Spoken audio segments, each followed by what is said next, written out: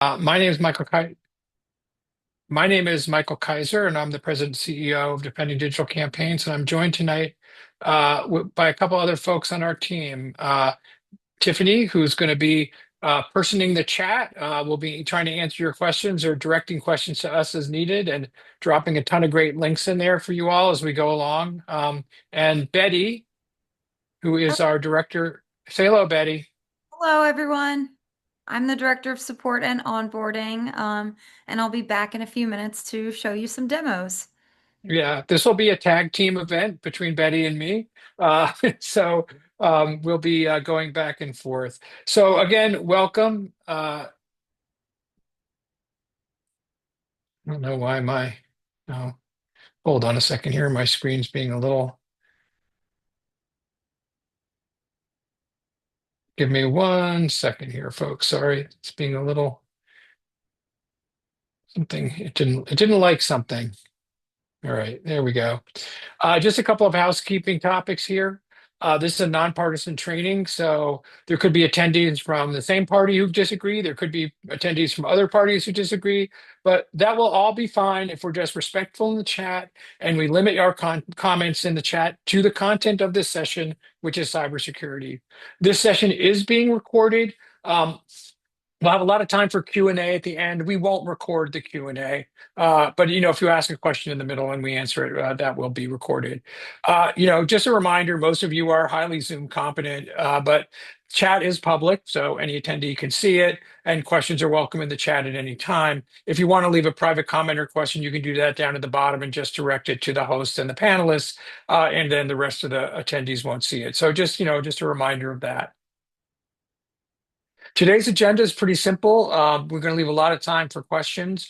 We're going to go over the three core protections for every campaign and organization. We're going to take a quick look at some other tools for high-risk users. That was kind of the core of our training last week. And as always, the DDT team will be here to answer your questions, which is probably our favorite part of the whole training. So ask away. So a little bit about us, if you don't know, Defending Digital Campaigns. We are nonpartisan and non-aligned. We were founded in 2019. Our sort of the way we operate in kind of two different ways. The core of what we do is under a Federal Election Commission advisory opinion, which allows us to take donations of cybersecurity products from like companies like Google and Yubico and others, Cloudflare, to and give them to campaigns that are waived from campaign finance law and don't have to be reported as donations. This was really an attempt by our founders, who are bipartisan folks, to make sure that the friction was taken out between campaigns in cybersecurity, and that cost was not a prohibitive factor in allowing them to put in security. We have since then received similar advisory opinions in Georgia, Michigan, Ohio, and Virginia. So when you hear tonight a little bit like, well, we have this for eligible campaigns, that means in those places we can give them free products. But today we're going to focus a lot on any campaign, any organization can do for free, because there's a lot of great tools for free out there.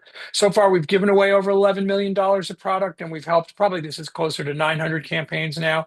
And doing what we do tonight, we provide really broad training across the political ecosystem, and we've trained thousands of people, and it's one of the favorite things that we do, and we love doing it. So we're going to talk about these tools, but just so you know, this link on our website, and we'll show this to you again at the end. Everything we talk about can be found there, and there are quick links to all the products that we talk about and all the tools that we talk about there. Try to make it easy for you all just to find the stuff that you need to get yourself more secure. So let's dig in. Why are campaigns and people in the political sector at higher risk? Well, you are at higher risk, so let's talk about that.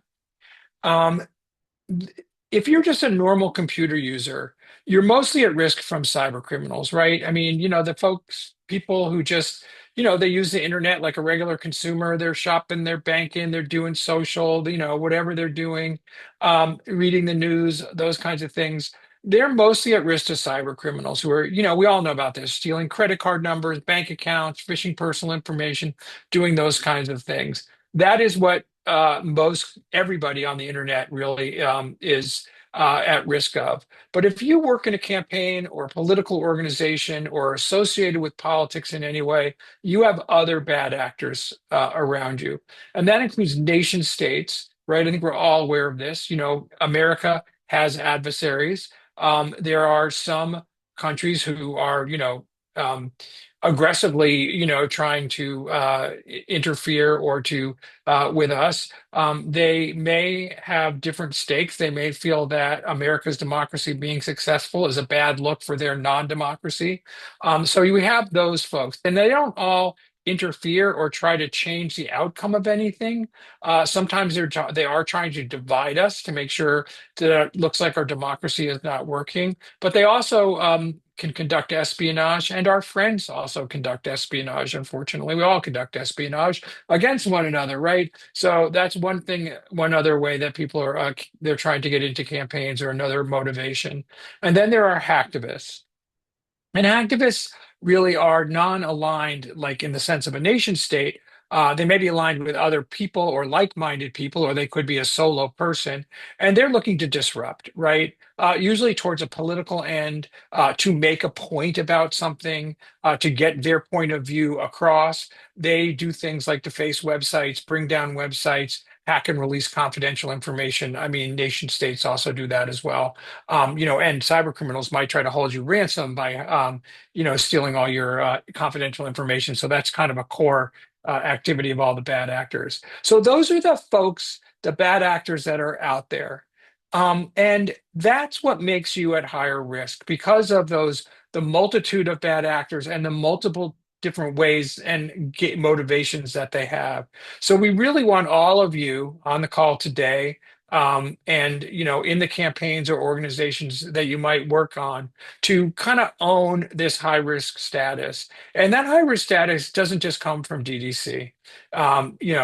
Google, Microsoft, Cloudflare, Meta, and any of the big tech companies where political activity takes place, as their customers, or as a form of communication, with their constituents, understands that folks in the political sector are the highest risk. Them and journalists are the highest risk computer users around.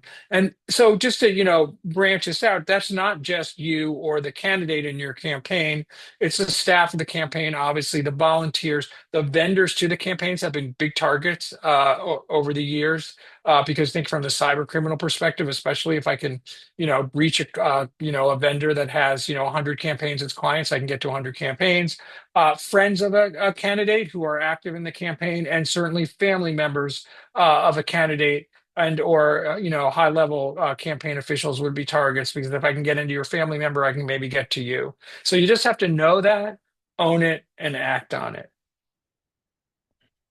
So right now, and we'll get to some personal protections in a little bit, we're going to focus on three core cybersecurity protections that every campaign and organization has to have.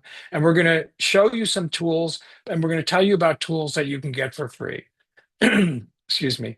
So the number one target of all bad actors of every stripe is to gain access to your accounts, your primary accounts. And this is going to be like, your email or your social accounts or your financial accounts, right? To steal money, obviously, maybe they're looking to steal sensitive information. Maybe they're looking to impersonate or embarrass you, like by taking over a social account and then posting stuff that's, objectionable, or, the opposite of what your candidate or organization would ever stand for, right? Those kinds of things. So your accounts are, the crown jewels, right? Especially the way we roll now with having an account that's not only just our email, but it's also our contacts. It's also where we put all our documents and a bunch of other things that we might do that are all interconnected into that account. So that is the main target. And what you have to do is you have to protect those accounts with the strongest form of multi-factor authentication that's available. And I'm going to dig into that a little bit now, and then Betty's going to give you a little bit of a demo on that. But I will tell you that some of these tools, like security keys that we can provide from Google and Yubico, if you're eligible, we can give you for free. So let's talk about this core protection of accounts, core account protection. So locking down your logins is what the outcome that we want. Many of you would say you use multi-factor authentication. Probably all would raise your hand if I asked you if you use multi-factor authentication. But here's what it is. It's something that you know, a password, an SMS text that you get to your phone or a code in your email, something that you have. A laptop is a identifier. It's a factor in multi-factor authentication, as is a phone, and are two other really important elements in MFA. And one is a passkey. And a passkey is a digital credential that is given to you by a service provider, say Google or Microsoft or PayPal, right? That is device bound on your device, that is encrypted, and that is used to verify your account. On your device when you go to open it, and it allows you into your account without a password. It's a passwordless form of authentication. A security key is a physical piece of hardware that plugs into a USB port on your computer that occasionally you might get asked to put in and touch. And it is very similar underneath the hood to a passkey in terms of it's an encrypted digital credential. One thing that a security key can do that a passkey can't is that a security key can be used on multiple accounts. So you can register a single key to multiple, to a Meta account, to a Google account, to a Microsoft account, to a log, a, you know, an X account, those kinds of things. And you can use one key for all of those. And then the other thing is something that you are, right? And that's, the way you might facial scan into an iPhone or to a PC or to touch a computer with your finger to log in. That biometric is very important. And it's how those factors get combined that lead to how strong authentication you have. So I think it's pretty obvious to most of us passwords no longer secure. Um, those annoying text messages with codes are no longer secure. People can get in between your phone, or if they're emailing them to you, it's like, what's the point? Because if I hacked your email, then you give me a code and I'm in your email and I got the code, I'm in your account. So they're really not secure, right? Some of these other things are helpful. Like many people use like an authenticator service. Those are temporary one-time passwords. They might be using Authy or Google Authenticator or Microsoft Authenticator. There's a bunch of them out there. They're pretty good. They're better. A mobile push is something that you see, sometimes more frequently now, where it's like you try to log into a device on a website on your computer. It says, "Can you go to your phone and check your phone?" And maybe you get a screen there that says, "Are you trying to log into that account?" Hit yes or no, or maybe go to the app on your phone, which then you have to log into your phone and log into the app and say, "Yes, I'm trying to get into my account." That's pretty good security right there. Think of all the steps that you have to go through and all the ways you've identified. But by far, the strongest authentication that's out there are these FIDO security keys. FIDO is an industry standard that all the that the companies built together and comply together around the interoperability of some of these authentication schemes, and passkeys. And this is where you want to be. You want to be on passkeys, or you want to be on security keys. So I've talked enough. Let's pass it over to Betty, and she's going to show you how to turn on a passkey and Google's Advanced Protection Program. Very, thank. Take it away, Betty. Thanks, Michael. Google's Advanced Protection Program is the best way to protect against hacking and phishing and all kind of threats that people face in the political sphere. One of the best ways to get to Advanced Protection Program is to actually Google Advanced Protection Program. And then once you're there, you want to click on that first link. And then you can follow along with me if you want. I'll try to go kind of slowly, but it's pretty easy. And then I will click Get Started in the top right-hand corner. And then enter my credentials again. Enter my password.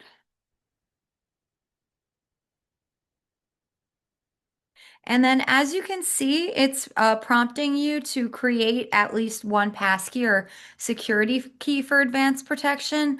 So if you already have that passkey or security key applied to your account, you'll just be able to click enroll in advanced protection. But I'm going to show you how to do that if you don't have that already. So I will click create at least one passkey and then create passkey again and then create passkey again and then continue. And I don't know if you'll be able to see all these pop-ups because some of them the screen doesn't let me share, but you just want to follow whatever it says on screen to create that passkey. For me, it's touching a designated spot on my laptop keyboard. For you, it might be scanning a QR code on your phone. So it is intuitive and it'll tell you what to do to create that passkey.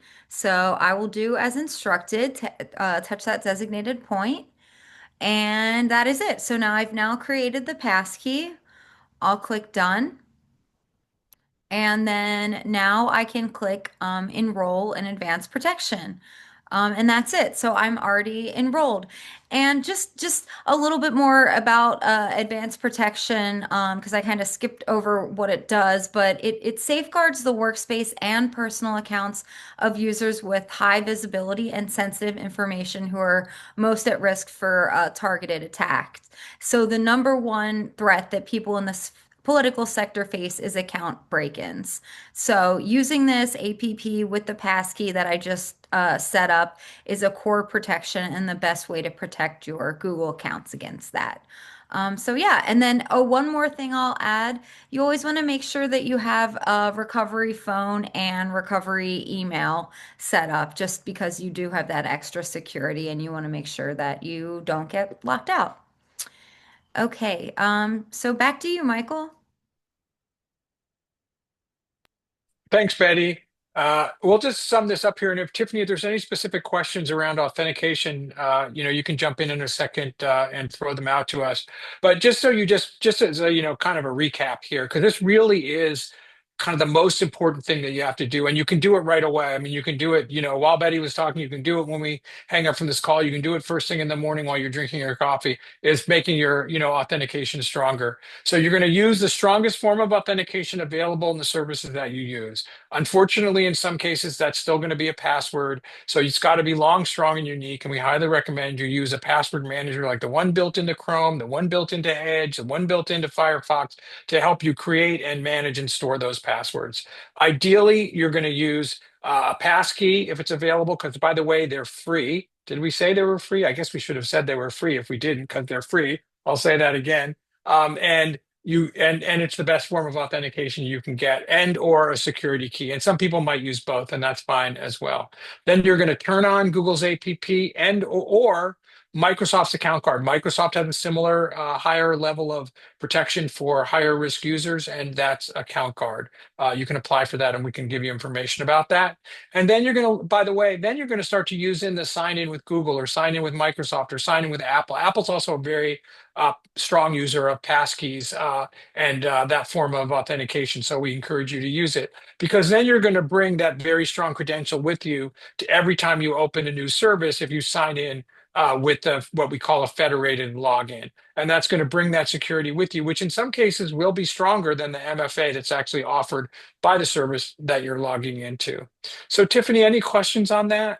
Yeah, we have a lot of really good questions. Someone Okay. wants some further clarification on, does it only protect Google accounts? I know you talked about using federated login, which the passkey could apply, but can you talk a little bit more about passkeys and availability in other accounts? Yeah, so passkeys are both device bound, meaning they're on your device, and they're service bound. So you need a passkey from Google to get into your Google account, and you need a passkey from Microsoft to get into your Microsoft account, and on and on and on. So each account has a separate passkey. They're not used in on multiple accounts. So the difference between a passkey and the security key is that the security key can be used on multiple accounts, but you must get the passkey from each service. And then we have another really great question. If somebody already has about three passkeys set up, does that mean they're already in Google's advanced protection program, or does it require additional steps? No, you must enroll. So yes, so you could, and that's what Betty was sort of saying. If you get to the enrollment and it looks and says, "Oh, you already have a pass key," then you just click enroll, right? And if you don't, it will ask you to create a pass key. And then another question is, what are the disadvantages of enrolling in Google's APP program? Well, I mean, there aren't really any disadvantages per se. I think, as Betty indicated, once you've gone to APP and a passkey, account recovery can be slightly more difficult, but that's why having a recovery phone and a recovery email is so important attached to your account. But even if you have a regular Google account and you get locked out, it's good to have a recovery. We recommend that you do that. But that's really, the only possible, bump in the road. But I will tell you that that is not a strong enough bump to prevent you from doing it. You, as this product, this APP and account card from Microsoft are designed for people like you who are at higher risk, and you just have to kind of do it. So how do you log in from other devices if if the passkey is device bound? Uh, if you want to log in, you're gonna probably get redirected to log in to ask for some other form of way to identify yourself. It could be a backup code, like a Google accounts can have backup codes associated with them, and you might see login in a different format, in a different way, and it will give you alternatives for doing that. And then we're getting a lot of really great questions. So what happens if Google is compromised? If Google is compromised. Yeah. Yeah. I don't know if I'm qualified to fully answer that question. I think the risk of that is lower for Google, Microsoft, and some of these other companies than it is for others. I would suspect if Google was compromised that you would be notified by them that something took place that impacted your account, and they would provide you instructions about what to do next. Um, Certainly in a typical, if you were found out, for example, that any website, any service that you use was compromised, you're going to want to go in and probably switch your credentials in some way, shape, or form. Perhaps getting a new passkey, perhaps doing other kinds of things. So what I would say if that happens, I would follow the best advice that's out there at the moment, because being compromised is a big word, and it can mean lots of different kinds of things, right? So there's not, the nature of that event is going to dictate a tremendous amount about what steps you have to take. Okay, great. We're getting a couple more questions, but I'll save those until the end since we're Okay, that's great. in such an active audience. So thank you everyone for Yeah. your questions. Keep them coming. If we don't answer them in this webinar, we can always follow up and try to answer questions or provide resources that can But help guide you. One thing I'll also say is there's also data protection practices that we're not going to talk about today, but there are other ways to help safeguard your data and other ways related to some of the questions you had. So I'll see you soon. Yeah, thanks. Keep the questions coming. We do love them, unless we don't have that much more of a presentation. So we'll get through that and we'll get back to your questions. So keep asking them. So core protection number two is websites. Websites are targets. We saw this a lot at the end of 2024. They are really targets. Most often, there are two sort of ways they're attacked, but the most common way is what's known as a distributed denial of service attack. And this is basically flood the zone. This is basically a bot of a network of computers that have been activated by a bad actor that shoot thousands, if not millions, if not hundreds of millions of requests to get onto a website, and all that traffic coming into the website just brings it down because the host can't handle that amount of traffic and nothing gets through. They're highly effective. They're easy to launch, and they're often used at the end of the campaign cycle, which is what we saw, or at pivotal events, which is what we saw last year. Sorry, in 2024. Yeah, because I was last year. We're moving into 2026 now. But like, I'll give you an example. Because I can only talk about ones that are kind of public already. The Secretary of State's office in Georgia had a major DDoS attack, which they defended against on the last day of voter registration in Georgia in 2024. So you could see that that was an attempt to interfere. I mean, the last minute registers, might not have been able to get in to register to vote for that campaign. That could have an impact. So that's what they're looking to do, or to just create some havoc toward the end of the campaign so you can't get onto a candidate's website. The other kind of attack that does happen, we've seen happen, is again, account security, getting into the administrative account of a website, kicking everybody else off, and then changing the content on a website. Right. So, and that, could be, a problematic in any number of ways. The good news is that there are free tools to protect against DDoS attack. Google has Project Shield, which is you can apply for. It's very easy to apply for. It is designed for high-risk organizations, campaigns being, a part of that, but other advocacy organizations, journalist organizations, media, all can use Project Shield for free. It's DDoS protection and provides some other stuff under the hood. Cloudflare, which is probably the largest website protection company in the world, they have a free product on DDoS protection for any website on the planet. I mean, it doesn't have to be political. It doesn't have to be high risk. However, if you are DDC eligible, we have Cloudflare for Campaigns, which is a business level product which provides more protections, better, support, and also, other ways to make your website work better. So the other thing is that you can get a lot of protection, probably enough for most of you, if you're using something like Squarespace or Wix. That are just, they have a very high level of security, and there are other like enterprise levels like Fastly and some others that do website protection. So really, it doesn't matter what you use, it's more matters that how you use it. And so now Betty's going to show you, because the protection status of your website is public. You may not know this, but she's going to show you how to look up whether your website has any protections on it or not. Take it away, Betty. Thanks, Michael. So the way you can check to see if you have DDoS protection is you can start by going to dnschecker.org. And then once you're there, you can click DNS lookup and then type in the name of your website. I'll do ours first, defendcampaigns.org.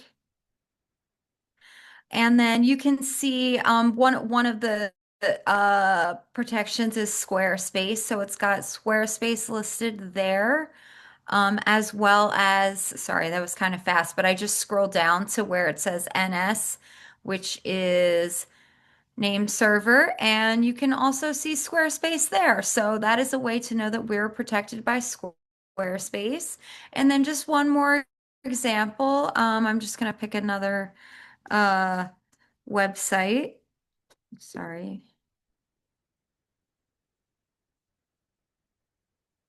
And I'm going to scroll down. And one thing I should mention, you can leave off the HTTPS. You can just you can just do the website.com on see. This says Cloudflare. Another thing about Cloudflare is the IP address will have a 104 to start with. And I'll scroll down again. And under, oh, that's not name servers. It also says Cloudflare. So yeah, so you just want to check with one of the services that we've mentioned and check and see if you've got it. It's always good if you don't see anything there to ask your web developer. It could be protected with something else. But if you do have Cloudflare and you are eligible for DDC's services, we can give you an upgrade to Cloudflare for campaigns for free. And if you don't have Cloudflare or anything, Cloudflare or Project Shield through Google are great options of free DDoS protection. So those are totally free to put on your site. So back to you, Michael. Thanks, Betty. Yeah, so this website protection is really important. Tiffany, I don't know if there were any questions that you want to throw over to us. Yeah, actually, a really good fundamental question is what is DNS? That's funny. I was just about to say, I think I should explain DNS. So it's a domain name server, and just a little lesson about the internet, right?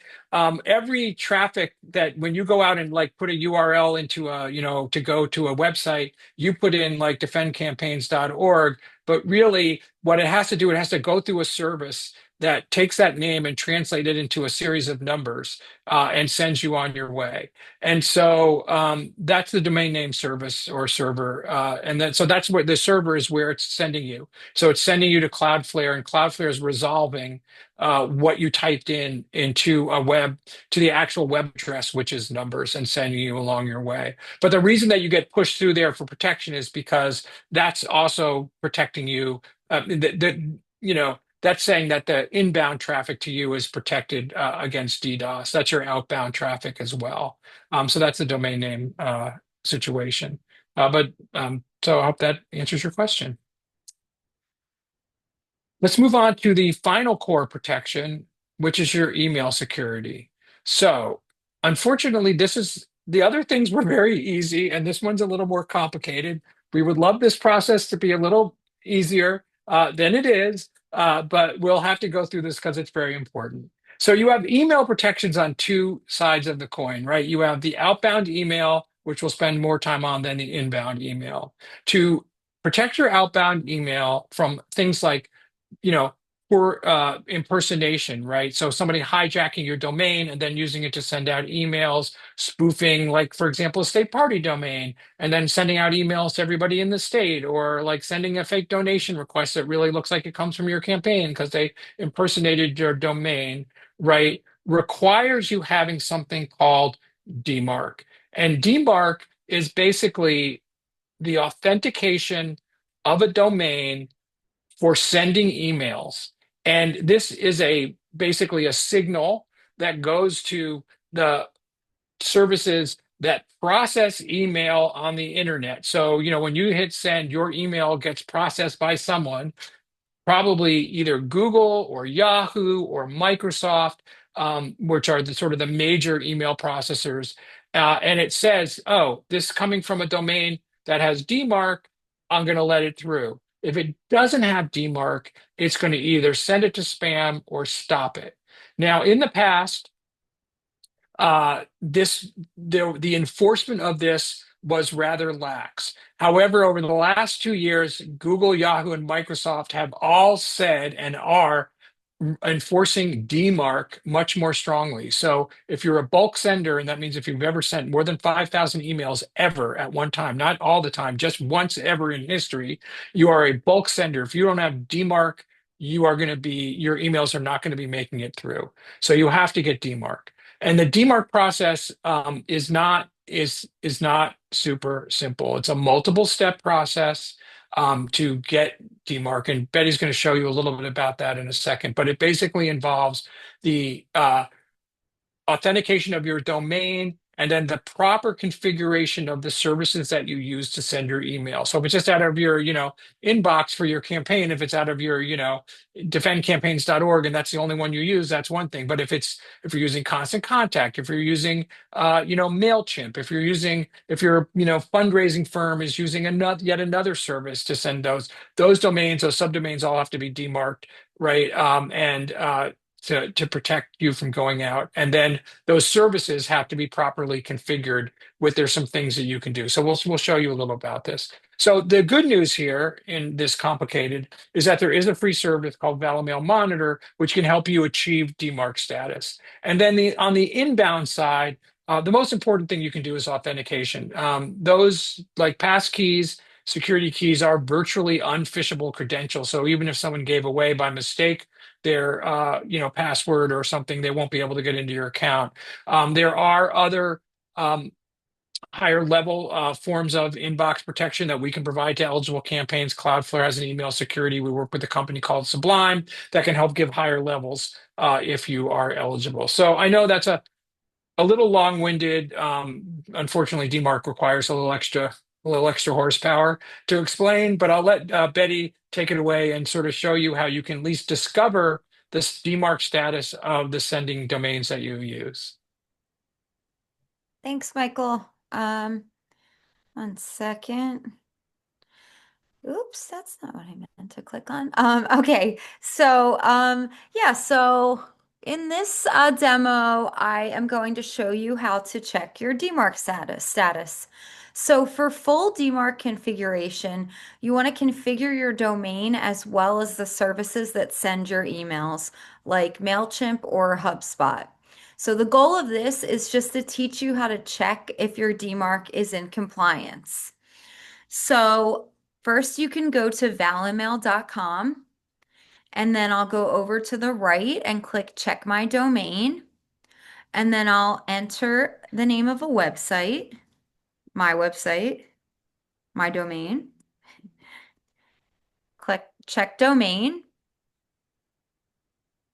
And then you can see this, you're missing out on brand impressions. I'm not going to get super into this BIMI. It has to do with branding and your logo in your emails, I believe. But we can always talk more about that later. We want to focus on DMARC and DMARC compliance. So I'll just scroll past that. So you will know if your DMARC is properly configured if your policy equals quarantine, P equals quarantine, or P equals reject. So we've got the SPF and the DMARC both in compliance. So, and again, I know this is confusing, but P equals quarantine, P equals reject. So this is an example of what it looks like on a website that is in full DMARC compliance. And then I'm just going to show you another website, Betty.com. It's not my website, but it's a good name. Um, as you can see, again, P equals quarantine or reject. In this case, P equals reject. That means my domain is set up for DMARC. However, I'm just going to scroll down a little bit.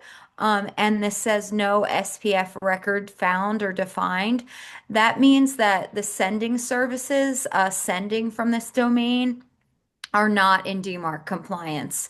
So in order to have your emails send and be received successfully and not go to spam or get blocked, you want both of these in compliance. So again, this is just a way to check to see if you're in compliance. And then right now, I will just show you briefly a way to monitor your emails. So I will get out of this and go back to valleymail.com, and then you can click try monitor free. So if you aren't DMARC compliant, we suggest going here and just starting the process. You can also check with your digital firm or if anyone is helping you to bring it into compliance. But you can open this monitor and fill this out to start receiving DMARC reports. So I know again it's a little overwhelming. Obviously, there's more we can say on this, but that's just a broad overview of how to check to see if you're in compliance and then how to get started if you're not. So back to you, Michael. Was there a question, Tiffany? Why don't we just Yeah, I hold just them have for a one minute? question. What do those reports, when you sign up, what do those reports tell you, Betty? Oh, no, that's a great question. I'll mention that. So the reports will start to tell you, whether your email is being rejected or not. And it will also go through and it will tell you what sending services you're using and whether they're in compliance or not. But they come pretty regularly. And the importance there is, and I'll give DDC as an example. When we went and worked on our DMARC, we had switched some point from MailChimp to ConvertKit. And, it came back our report that our MailChimp was not in compliant. Well, it wasn't in compliant because we hadn't used it like in 2 years. So you might even discover some things underneath that you didn't know, especially if you're inheriting a campaign and like you have a personal bias towards one service, but you're the previous campaign manager had a bias towards another service. So it helps you clean out some of that stuff. But they come on a regular basis and you're going to get those ongoing. And so it's very important. You'll be asked to put in an email to receive the reports. And so wherever those get sent to, those people should look at them on a regular basis. So quickly here, so we can get to some other questions. We covered this last week in last week's training. This was what last week's training was all about. And By the way, we always do the APP onboarding piece because we think it's so important. But we also talked about all these other products, and I'll just talk about them briefly for a second. So we've already talked about turning on, passkeys and advanced protection federated logins. I mentioned the password manager. There are password managers in all the major browsers. You really should be using them. I mean, if you want to use a paid password manager, that's fine too, but these are free and they're very robust and they're very secure. They're all encrypted. They're all great. Um, Google has a security and privacy checkup where you can just go in and check sort of like, hey, it gives you little recommendations. By the way, you should turn this on or that on, or you're okay. Everything is fine. Uh, Similarly, with privacy checkup, it will go through and look at the information that you're sharing and those kinds of things and make recommendations about that. Two that you may not know about, which are kind of important and are relatively new. One is results about you. So Google has a service that's maybe a year old, maybe a little longer, where you can register and you can get reports about what kinds of personal information are out about you on the web. So it's limited to certain things like your home address, your name, your email, some other things. And when it comes back and you get a list of those services where that information is available, you can ask Google to remove that information from search. So that's not going to remove it from the internet, but it's going to remove it from Google search results. So if your phone number was coming up in a search result for under your name and it was coming from a specific service, you could request that that gets taken down. They also have a form you can fill out for other kinds of information, personal information to be removed from search. There are certain categories for information. You can see there's a link here at the bottom that'll take you to all this stuff on our website. But certain categories, non-consensual, sexual oriented pictures, things like that. Minors, pictures of minors that can be asked. There's a whole framework that you can go through, and there's a form you fill out to request to be taken out. Again, removed from search results, not removed from the internet. There are services that you can get that can work on that for you as well, which you have to pay for, but this is all free. And it's a wonderful starting point and very important for people in the political sector. And then dark web monitoring, quite simply, is going out onto the dark web for you. Again, you have to sign up for this, and right now it's only available for Gmail. Results about you can start from any Google account, Workspace or Gmail, and it will go out and we'll look at all the data breaches out there for certain elements of information about you. What's important about this is that's how bad actors work. So if I'm trying to get into a campaign, maybe I'm going to go to the dark web and this data breach had your email, this data breach had your phone number, this data breach had your date of birth, right? I start to cobble those together and now I've got some real information I can use. So this will tell you, and if you click on this, for example, let's say my address here, it will give the results. And if I click on it, what that breach was, might be some advice from Google about what to do about that. Obviously, you can't get asked for removal from the dark web. It's not like cyber criminals can be, oh yes, thanks, sure, Mike, we'll take your information out of here, no problem. But there are some things you can maybe do, some added layers of protection, depending on the information. To protect yourself. So all this is available at defendcampaigns.org. Protect yourself. Tiffany's going to put a link into last week's video, so where we will go through these, and you can, by now you're deeply enamored of Betty's demos, and you can see her show you how to do all these things. And then, like I said, all those links are here. All the links about core protections for your campaign are here.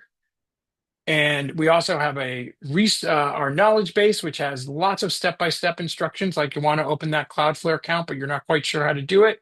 Go here. We have instructions on how to do that kind of stuff. And that's it. I'm going to stop sharing. I feel like we might have some questions. So.